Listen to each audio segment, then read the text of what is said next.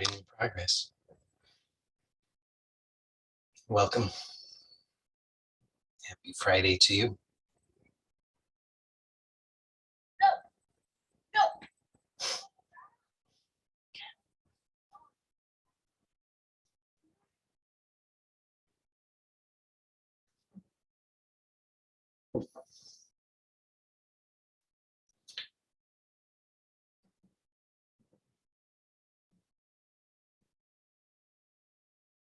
Okay, so let's start by just for yourself, list your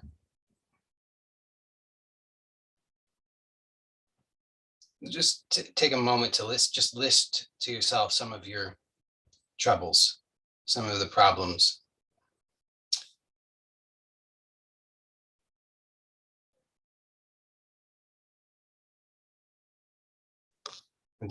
And please don't pretend like you don't have any, because we can have an experience, a truthful experience. There's a truthful experience, which hopefully you have repeatedly when we meet in this way.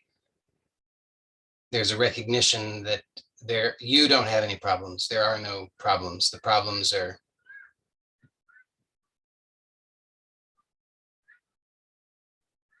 imagined. But that's happening at let's call that a transcendent discovery.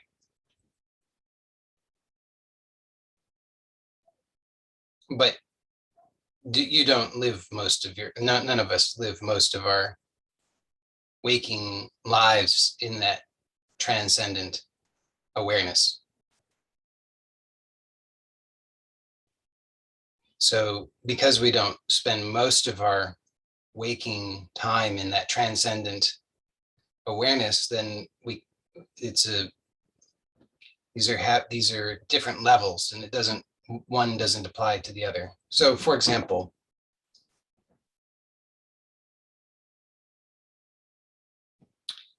you go to sleep at night and you begin to dream, and in the dream there's some evil force is pursuing you, and you think to yourself in the dream, well, I know that there are no real problems. I know there are no real problems. I know there are no real problems. I've had this discovery in the past, but still the person is pursuing you. This evil is pursuing you in the dream. So it doesn't necessarily stop that. So long as you are identified as the character in the dream, then the problem still seems real. So we actually just complicate things unnecessarily if we try to apply something from one level to another level, because the levels operate on according to different laws. So the insight from one level does not necessarily apply to the other level. So here, just in the pettiest of ways, in the normal way that is happening by default much of the time, just list off the problems. Don't dress them up. It's all the stuff that bothers you, all the stuff that you're trying to get rid of, that you're trying to get away from, that you think, if that was finally done, if I finally solved that, then I'd be okay.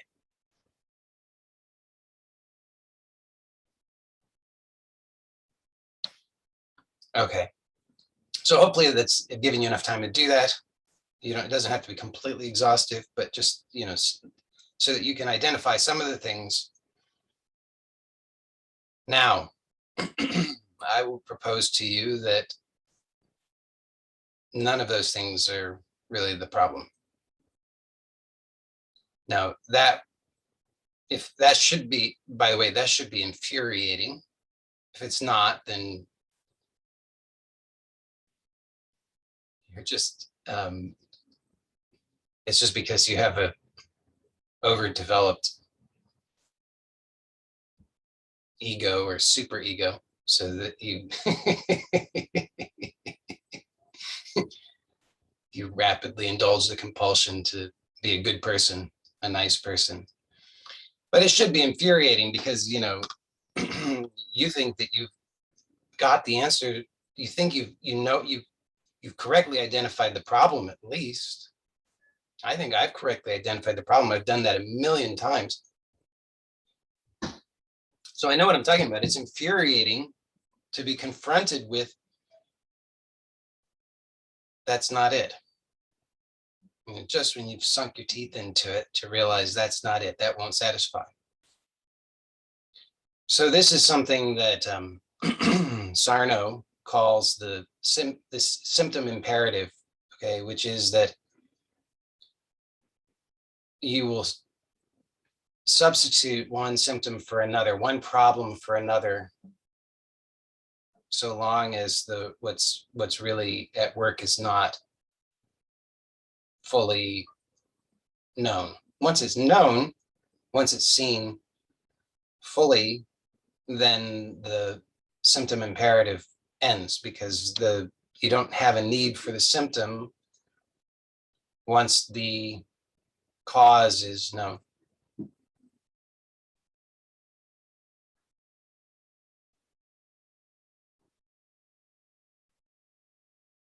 So now perhaps you can just get in touch with that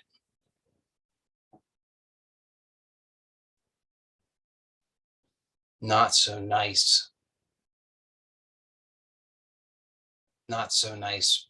part of yourself that's just below the surface, bubbling, the one that wants to scream, kick, hit, yell, lash out, the one that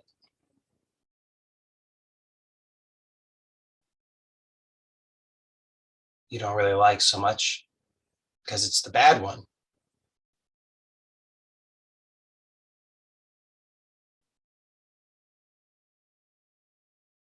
It doesn't notice that it's there.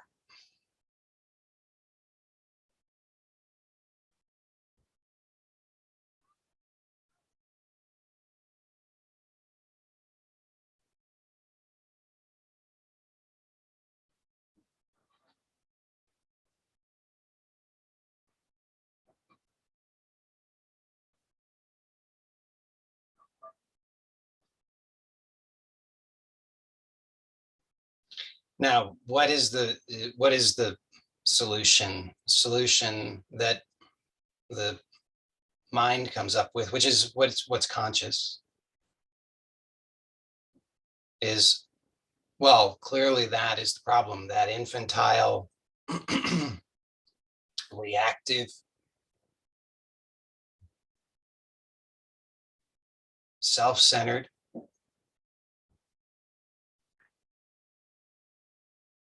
part of ourselves is the problem. So we should just get rid of that.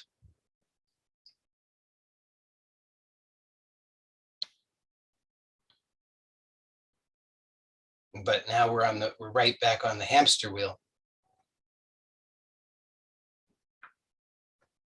So it is a hamster wheel. I mean, not literally, but metaphorically. So you just keep going round and round and round. And just when you think that you've almost got it, you're almost there, you're still going round.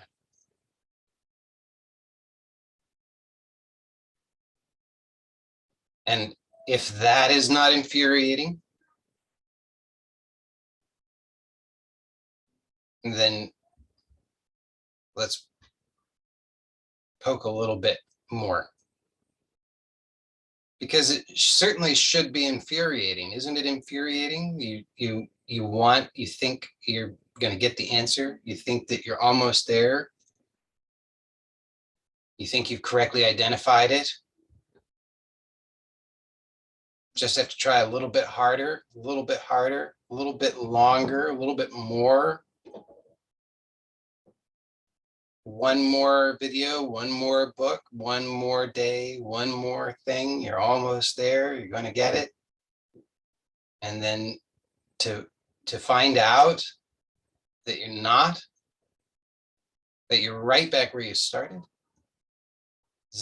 You can't tell me that's not infuriating. It's absolutely infuriating.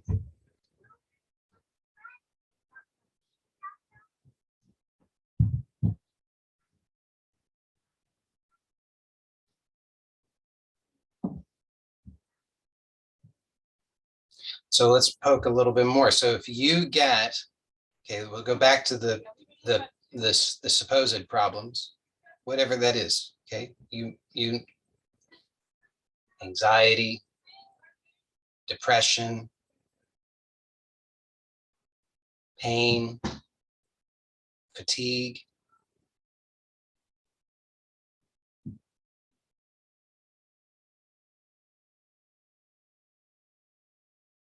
brain fog. That's a good one.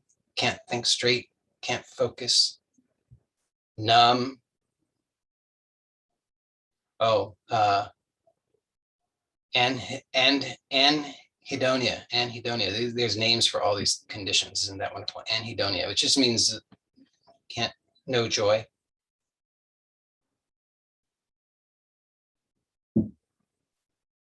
Social anxiety. That's a good one.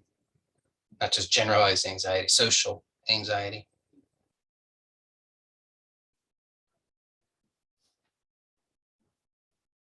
Maybe it's not just fatigue, maybe it's chronic fatigue. Maybe it's chronic fatigue syndrome.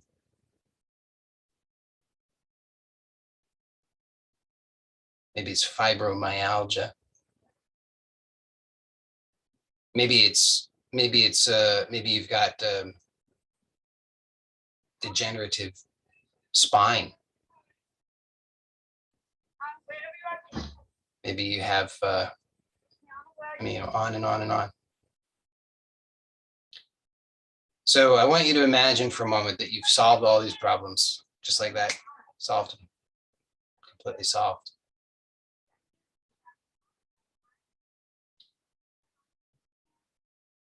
Now just imagine that.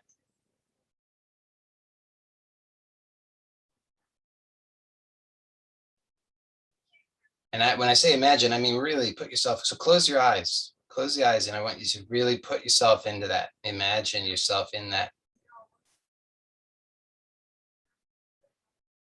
All the problems are solved. Pain is gone, fatigue is gone, brain fog is gone, anxiety is gone, depression is gone, it's all gone. And now what? I mean, really put yourself into that. Imagine yourself in that situation.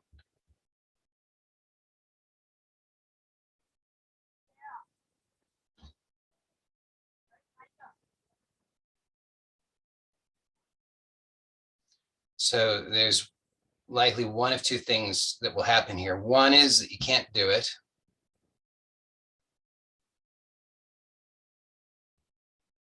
Okay, so you're blocked from being able to do that. Blocked. So this is, again, symptom imperative. So it's just another symptom. You're blocked from being able to do it. So the blocking is the new symptom that appears. As soon as the other symptoms disappear, this is the new symptom. You can't envision it. You can't imagine it. You cannot, because it's absolutely forbidden. That's one possibility. Another possibility is that well, not even a block, but just that you can't, it's a kind of block, but you can't get past it. Like it intensifies the existing symptom, or it replaces it with another symptom. So for example, you can imagine getting rid of the pain, you can imagine getting rid of the fatigue, you can imagine getting rid of whatever, but then all of a sudden you just, now that seems, you feel depressed. Maybe you didn't experience depression before, but now as you imagine that, you experience depression. Or maybe you're struggling with depression, but you imagine getting rid of the depression, and then you start to experience pain. Okay, so symptom imperative. Another possibility is that you can imagine it, but then guess what?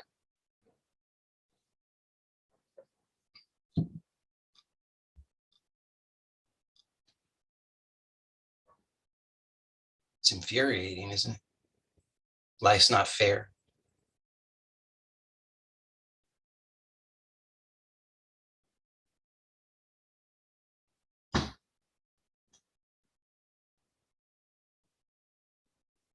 When you don't have any of those symptoms, then what's here?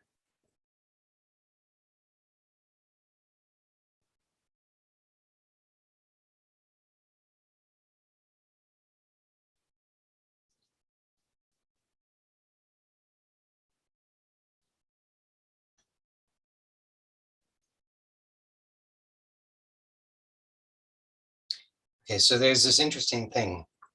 If you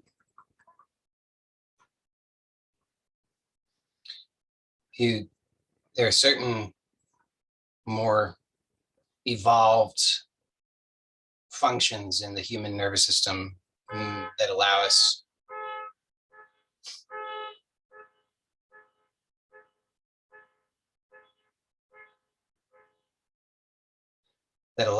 to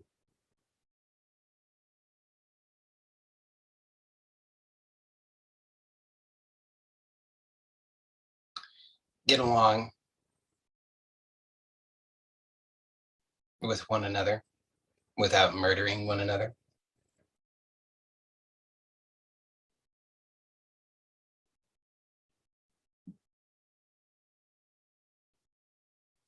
And these are important, of course, but we can utilize those in a way that this is unconscious, but we can utilize them in a way that suppresses the more primal functions.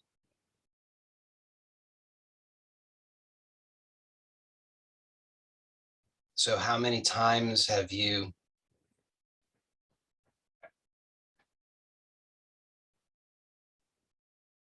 smiled when you didn't really mean it? How many times did you hold back tears? How many times did you bite your lip rather than lash out?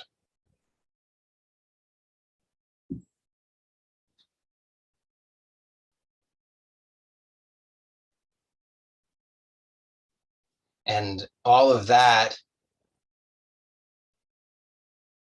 is stored in the unconscious, and the unconscious is a timeless realm. So in the conscious mind, what you're conscious of, you say, well, those things don't matter because they're done, they're over. And anyway, I don't even remember most of them, so it can't possibly matter. All of which is just a way of trying to distract yourself from this intense discomfort that's just below the surface.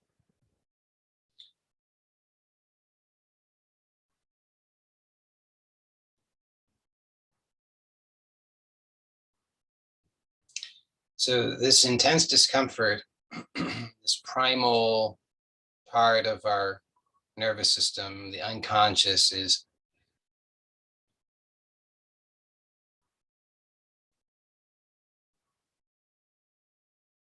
not something that we can shove under the rug. It will pop up using the symptom imperative. So long as we're focused on the symptoms, what we're conscious of, what we can think about,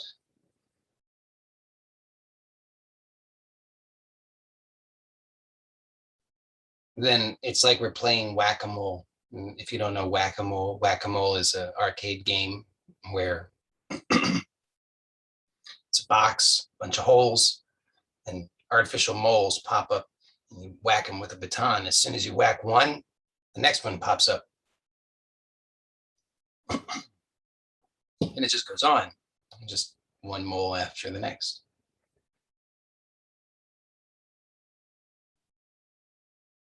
So as long as we're playing at that level, we're going to, which is to say, at what we are consciously aware of, what we can think about, we will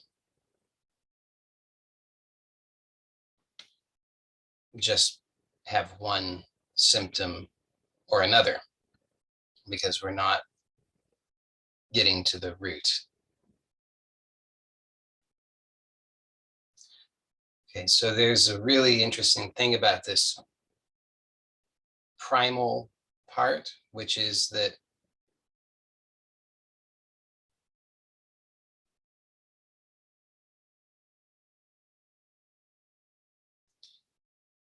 it, we could say, reacts very badly so long as there is a repression.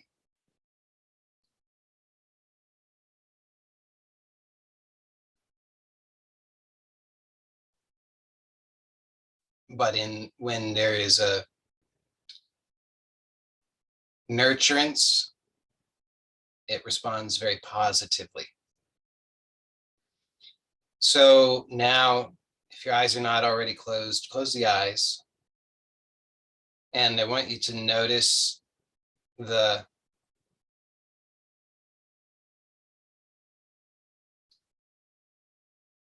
intensity, the unwanted intensity, the discomfort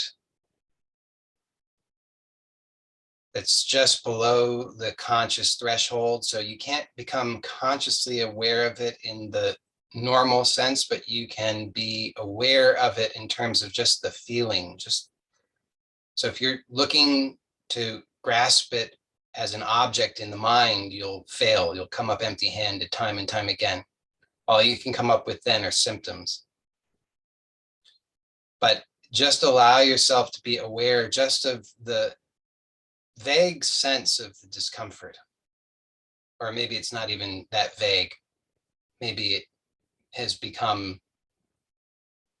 it's like a volcano that's beginning to erupt.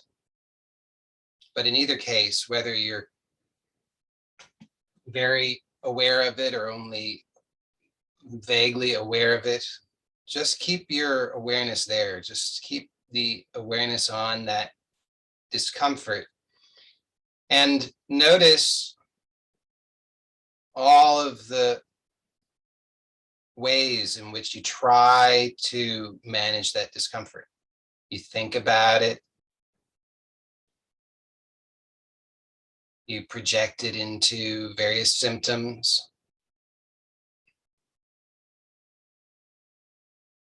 Do all of these things. Just be aware. So it's not about thinking. You don't have to come up with the right answer. Just be aware. Just be aware of the discomfort and be aware of all of the impulses to get it under control.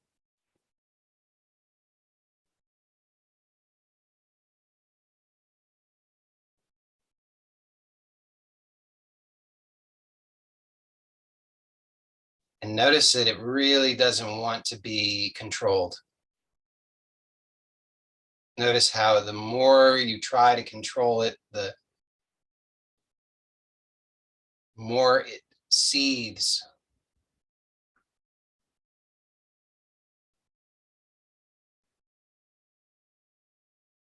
And notice that some of the ways you try to get it under control, in fact, the most primitive ways you try to get it under control are just to try and physically suppress it.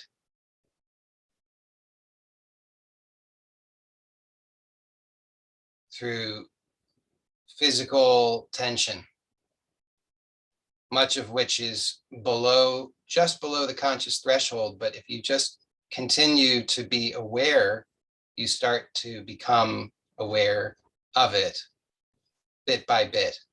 So because it's below the conscious threshold, you can't recognize it all right away. And because of this impulse to suppress it, the tendency is to just stay stuck, constantly trying to avoid it. But here we're doing something radically different, which is just to be aware and to allow yourself to expand that awareness so that you continue to be aware of the discomfort and you continue to be aware of the impulses to control the discomfort, to suppress the discomfort, to manage the discomfort, to think about the discomfort, to rationalize it, to justify it, to project it. But here we're just aware and allowing, so that you just start to notice that it's as if you're sinking slowly into it, sinking slowly, so that you start to notice that physical tension bit by bit. So it's very subtle. It's just below the conscious threshold. And as you sink, you slowly become aware of just the smallest wisps of it, just tiny, tiny hints of it. So it's not a big thing that you can latch onto. It's just the tiniest little hints that you become aware of. And allow yourself just to continue to sink.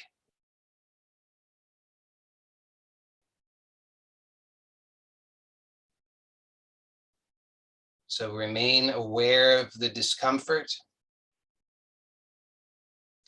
And it's also possible, by the way, that after some time that you cease to understand it as discomfort, maybe you start to perceive it just as energy or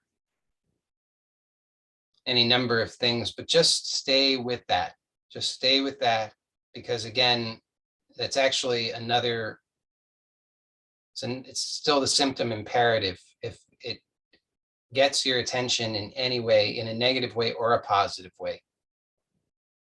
Here we're just staying neutral, just sinking into it, noticing it, noticing the impulses to suppress, and slowly, slowly, by remaining neutral, we find that we can continue to sink, so that we become slowly, increasingly aware of what had been in the subconscious, but now it's becoming conscious, but not as a thought, just in the direct perception, just the feeling, just the felt sense.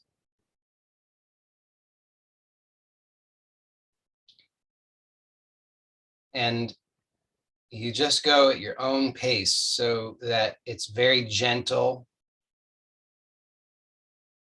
If you go too rapidly, if you use force, or you try too hard, you'll have spasms, involuntary movements. You might start to hyperventilate. So just be relaxed. Be patient with it.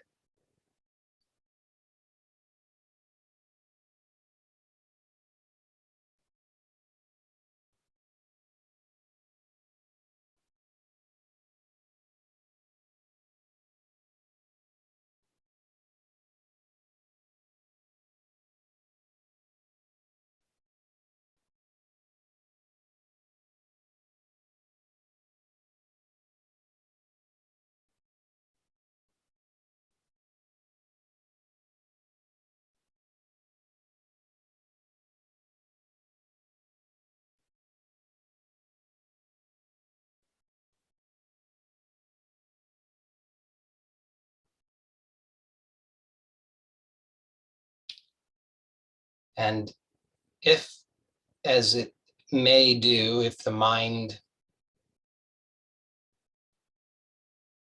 argues that this is useless, that you have to do something, you have to think about it, you have to analyze it, figure it out.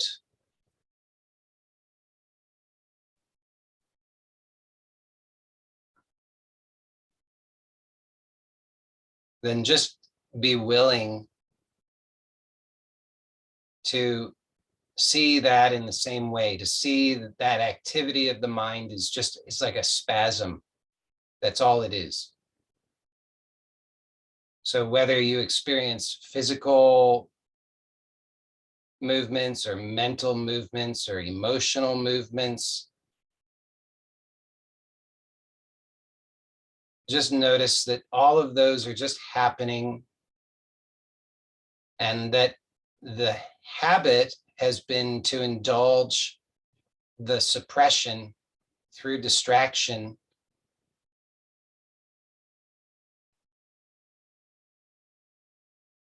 And here we're doing something radically different, which is just to allow and to continue to sink into the experience, so that we're making no effort to control it, figure it out. Now we can add another component here. And this is, so as I said, this primal part reacts badly to suppression or control, or reacts well to allowing. We can enhance that by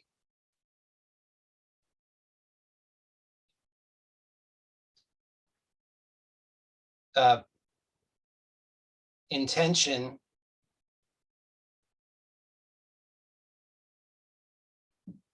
of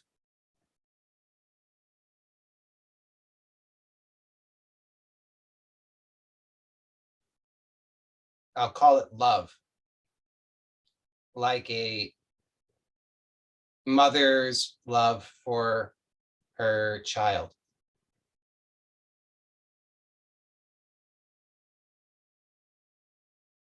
So that might be something that you can, so that might work for you, or maybe that's too much of a stretch. So you see, if it's too much, then just forget about that and just stay with the allowing, sinking.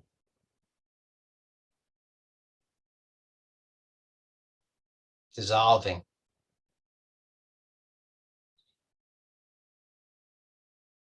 If you are able to do so successfully, then just start to cultivate an intention of love,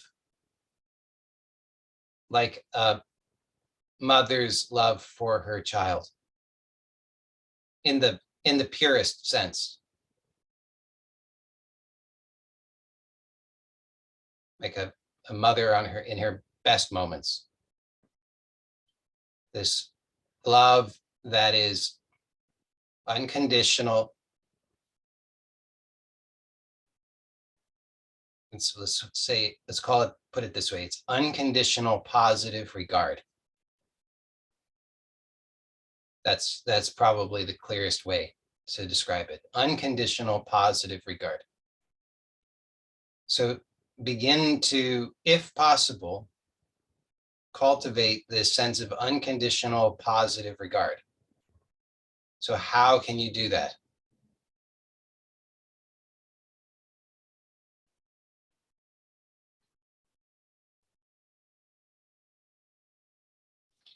You want to experience that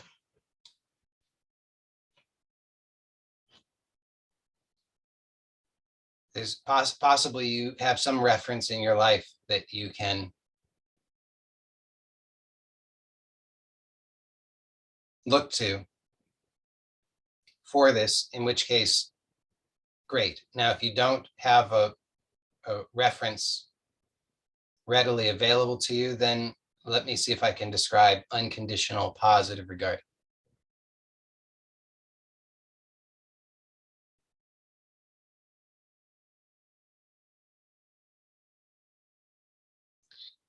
Okay, unconditional positive regard. One quality is fearless. So no, you must know, I cannot be harmed. Cannot be harmed. I cannot be harmed by whatever this is that I'm including in this unconditional positive regard. It cannot harm me. So I want you to imagine that some scenario in which you know that you cannot be harmed.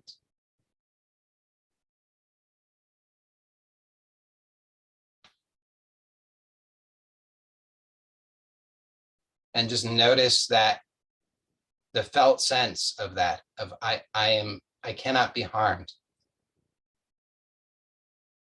So for example, back to a mother and her child or her baby. The mother knows that this newborn baby cannot harm her. So she is safe to have unconditional positive regard. Whatever happens. So it's a felt sense. Fearlessness, because I cannot be harmed.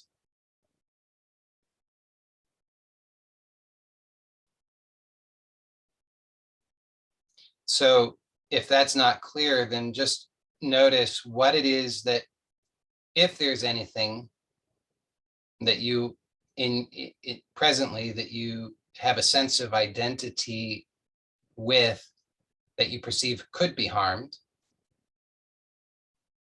So don't make this an intellectual exercise. It's just to notice if there's any felt sense of vulnerability, I could be harmed, and just notice if you can let that go. Do you need to hold on to that right now? Is that necessary?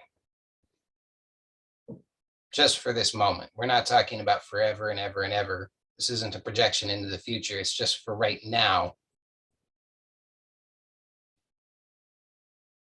In this moment, do I need to hold on to that sense of vulnerability? Do I need to hold on to that sense of defensiveness? Just let that go.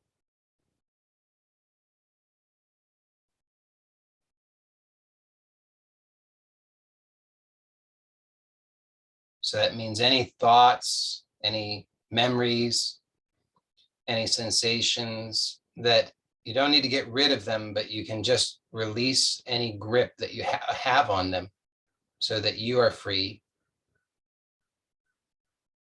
to experience this fearlessness. So fearlessness is one quality of unconditional positive regard. And then another quality is, so the fearlessness is really about the unconditional part. And then the positive regard means to genuinely have a positive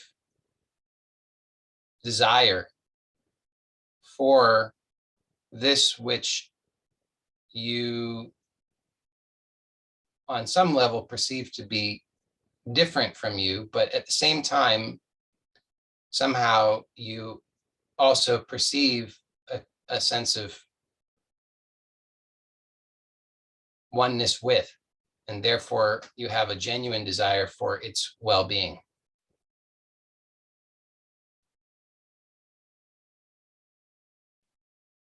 So again, much like a mother and her baby, she has a genuine sense of connection with this baby, and therefore a desire for the baby's well-being. So unconditional positive regard. And in case it's not clear, unconditional positive regard is a very open experience. And so within this unconditional positive regard, you may notice any number of things. And here we just continue with the same process, which is to allow for whatever you become aware of to be without suppression, without attempting to control it, without needing to do something about it. And if possible, to have unconditional positive regard in regard to it, so that you can notice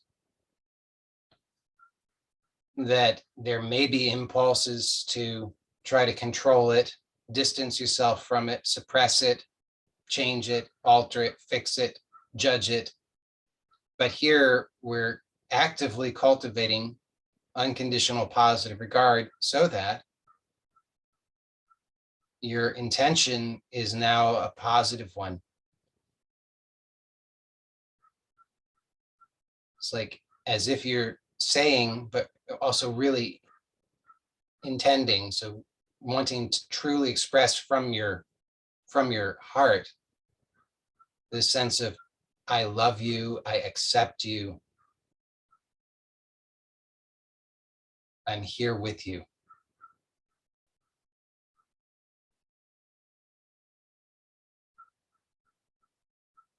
And notice how different that is than the usual way of reacting.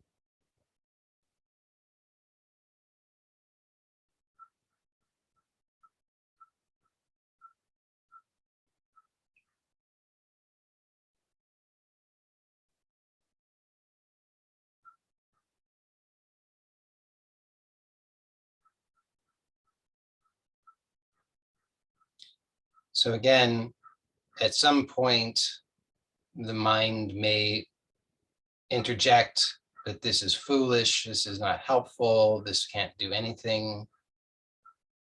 I should be doing something, I need to fix something, I need to solve something. What does this have to do with my problems? On and on and on. And whenever that happens, it's helpful just to remember that all of those arguments and the subsequent strategies have never worked. That's just plain whack-a-mole. So you have to really see that clearly. Otherwise, you'll be tempted to start playing whack-a-mole again, only to exhaust yourself and end up right where you were when you first started. So it's so important to see that those learned strategies for trying to protect yourself from all of this unconscious material, which is all in conflict with what it is that we've learned about how to be good. Because this unconscious material is all the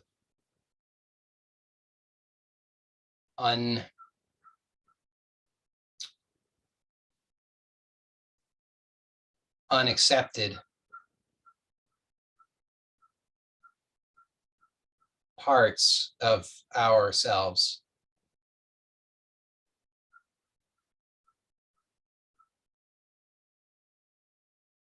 So we'll never be able to get that right at the level at which we've attempted to get it right, because all we can achieve there is more suppression, which will just provoke more rage, which is unacceptable and therefore requires more suppression.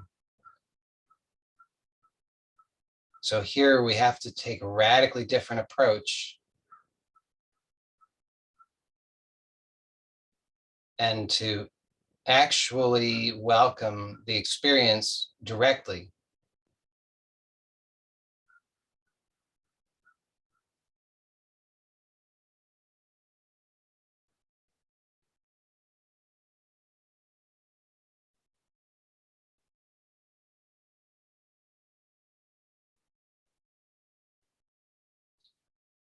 So this is a fundamental skill and one that you can translate into your life more generally as a basic skill. So just notice, just be aware of what's happening. So here you are. There's a conscious you who's eager to solve the problems, eager to get it right, eager to move on, eager to get to the next thing, eager to understand. And that one, although it is well-intentioned,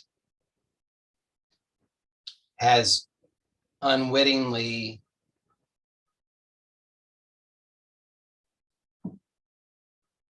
created this vicious cycle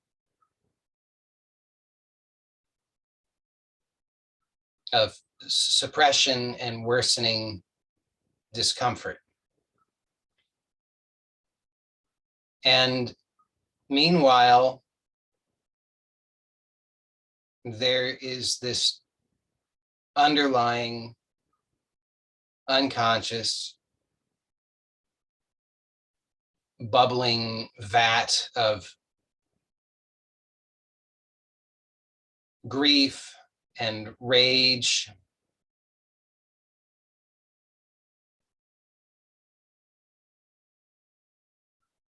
discomfort. And every time we condemn it, judge it, suppress it, it only serves to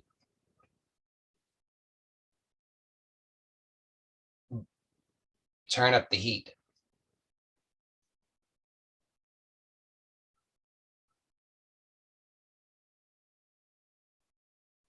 So here we're learning this other skill, which is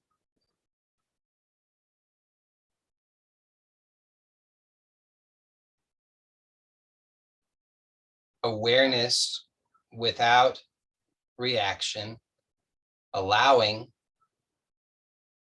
and as a bonus, if possible, and if not, then not necessary just yet, but if possible, as a bonus, unconditional positive regard. And what this does is it reverses that vicious cycle, and it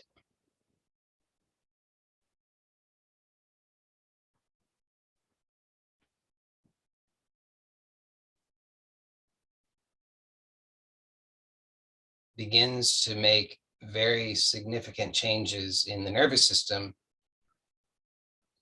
because it's allowing us to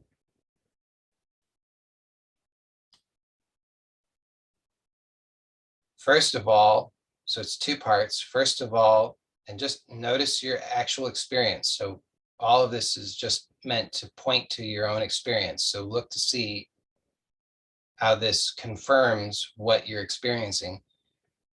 First of all, this allows for a spaciousness that was not previously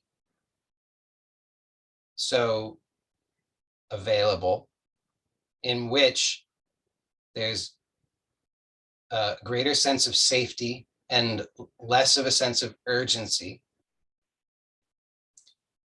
In that, we're able to see from a broader perspective, or a more inclusive perspective, certainly one that does not jump to conclusions so quickly, so that we're not even so quick to be certain what the experience that we're having is, and certainly we don't so quickly jump to the conclusion that the experience is unacceptable. So in the past, all of us learned that a lot of these feelings, which are very commonplace, are unacceptable,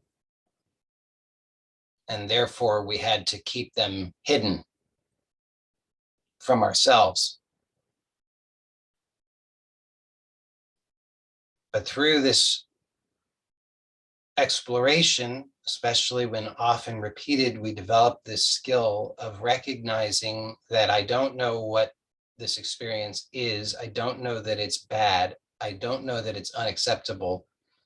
And in fact, in direct experience, I'm okay. I'm surviving. I'm not being harmed.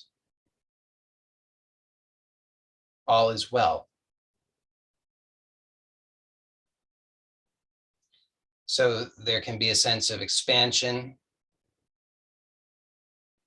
of ease, even if not perfect ease, because the discomfort is still likely here and experienced as such, but a greater sense of ease than before. So if before the sense of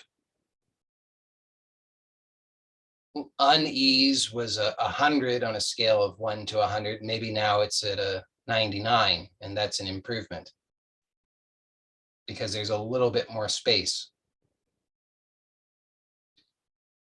So that's the first step. Now, the second step, if you can begin to experience unconditional positive regard, is that we start to flip that so that instead of the focus being on the discomfort, suddenly we're flipping that and the focus starts to be on the space. And that this space itself starts to open up and we start to recognize qualities of this space that previously we had not noticed because we had been fixated on the discomfort.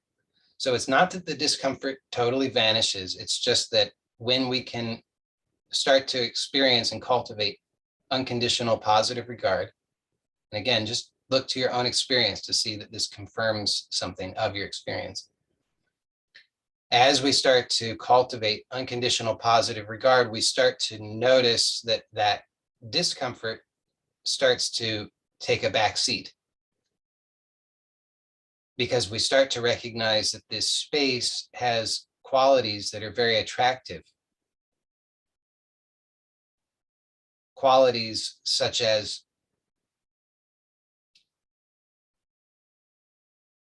it is accepting, loving, nourishing. It holds us. It doesn't judge.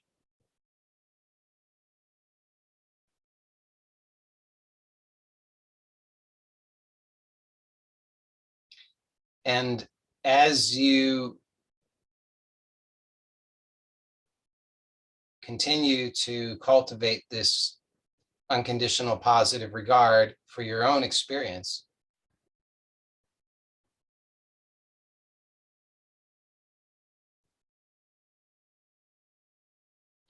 then what can start to happen is that the symptom imperative also gets flipped. And now you might actually start to notice what you consider to be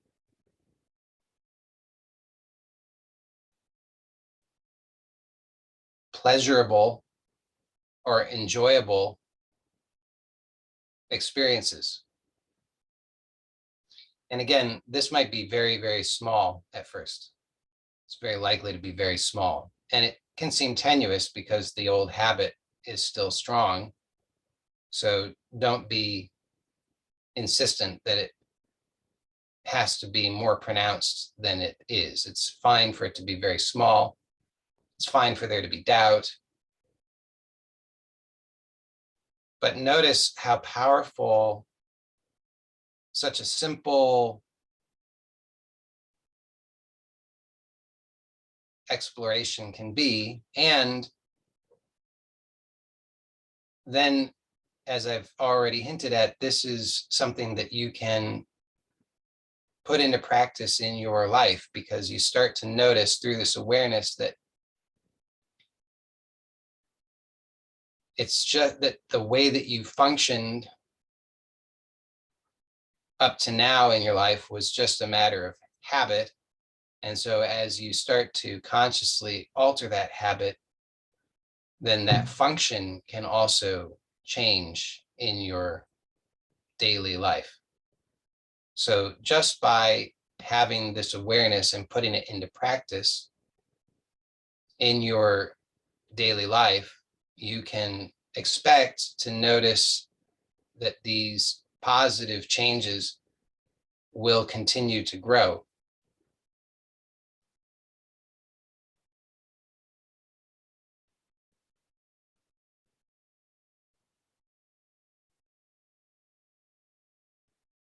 And so now we'll conclude this formal inquiry. So before you open your eyes, just notice this new sense of yourself that is more expansive, more spacious, more patient, more nourishing, allowing, gentle. And even though the old impatient, reactive habits are likely still there, and the discomfort is still there, just notice that it's now there with this patient, expansive, accepting, nourishing self as well. So both are here, and you can continue to cultivate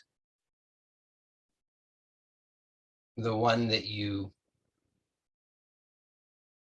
want just by using these basic skills.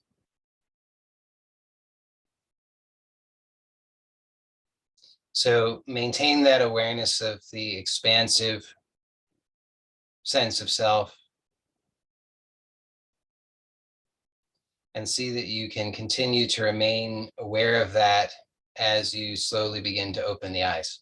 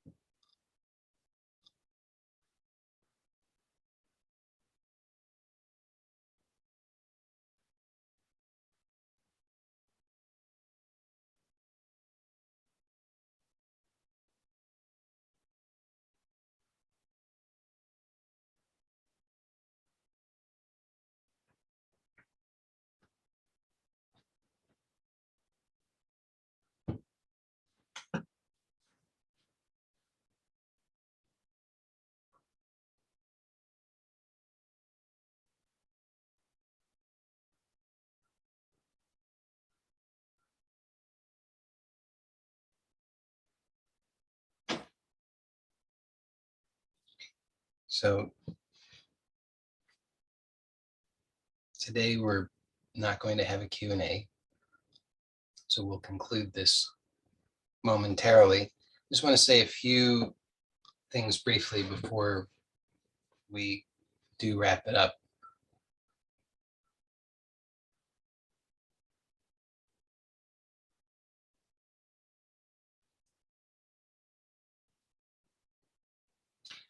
The temptation is often to overcomplicate things, and that temptation to overcomplicate is a function of that same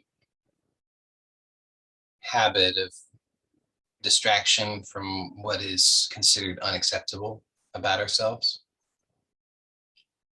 So don't be afraid to see things about yourself that you don't like. it doesn't actually mean anything bad about you. It just means that you're human and you're alive. So it's a actually, I would say it's a cause for celebration. You don't have to be perfect. You're not perfect. Nobody is perfect. We all have petty desires, resentments,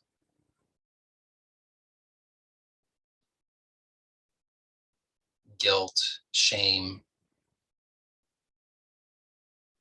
anger,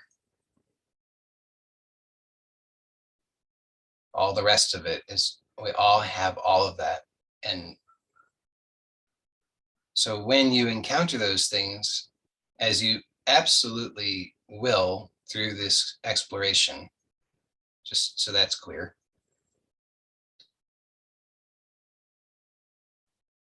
know that you're on the right path. It's not about becoming superhuman. It's not about finally being victorious in killing off the parts of yourself that you knew all along were the bad parts.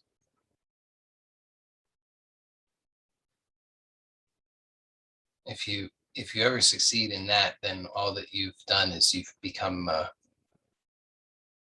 schizophrenic.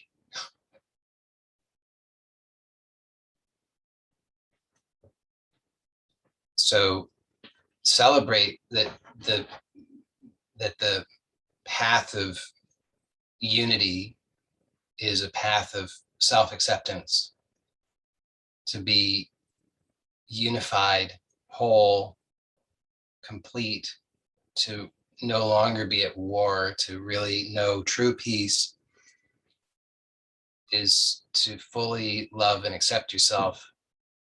And paradoxically, whenever we're rejecting, condemning, denying, suppressing ourselves, we maintain the false, illusory self so that we identify as, and therefore we suffer. But when we finally allow it all, accept it all, love it all, hold all of it in unconditional positive regard, then that delusion of being a separate self also falls away. So it's a paradox. And because it seems, I don't usually like the term, but I don't know a better term, it's what seems counterintuitive. So we usually avoid this way because because it seems counterintuitive. But we think that the way to oneness is to finally win the war, and in fact it's not. It's in the reconciliation. So don't be dismayed when you encounter these things, that you will find in yourself all forms of evil. Don't dismay. It doesn't mean anything bad about you. All of that is there. It's we all are the inheritors of all of that. Doesn't mean we have to act it out presently, but whatever has happened in the past and whatever impulses arise, don't dismay, and forgive yourself and hold this unconditional positive regard, just like the mother for her baby. And also know that it's through the condemnation and suppression that these things come out sideways, and then we have all the evidence for why we are bad. But it was only because of the suppression. So be kind to yourself, be gentle, forgive,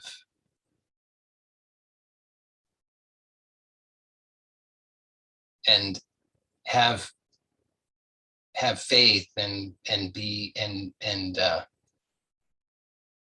know the truth, which is that all of these, none of the surface symptoms, even if you resolve those, none of that would give you what you really want, because at the heart, what you really want really is to end the war and to have an ongoing experience of this unconditional positive regard for all of your experience, total self-acceptance. And that only comes about when we're willing to actually do that rather than just talk about it. So thank you for joining me. Thank you for having the courage to be here. It's somewhat rare.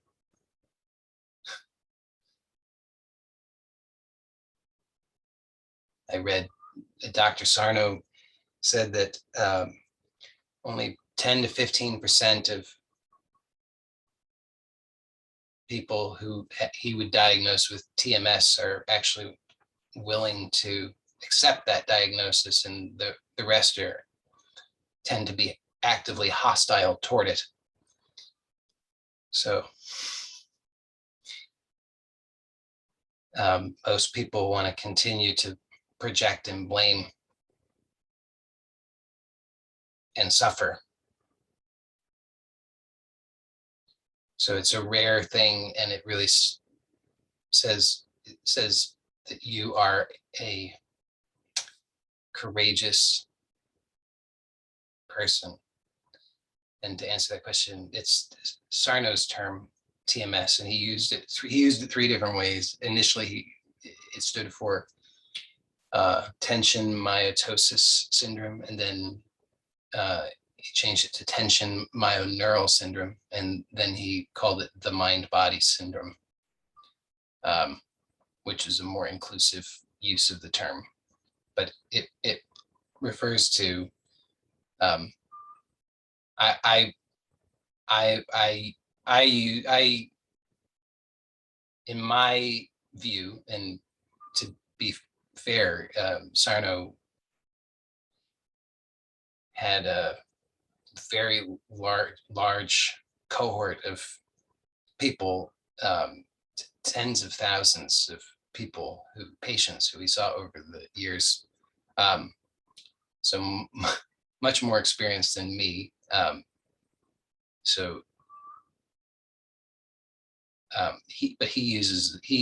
His view is more conservative than mine. I have a much more liberal view. I believe that much more is included in that broad heading than what he would include in it. But in any case, it's just that the way I would use it is that so long as we maintain the war within ourselves, rejecting our own experience, then it is inevitable that we will suffer because we are at war with ourselves. So as long as there's war, there's going to be suffering. When we end the war, then the symptoms also must cease. And it's just a matter of how many symptoms do we include under that umbrella. He's more conservative, I'm more liberal. Okay. So thank you again. I hope you all have a wonderful weekend, and I will see you on Monday. Okay. Bye for now.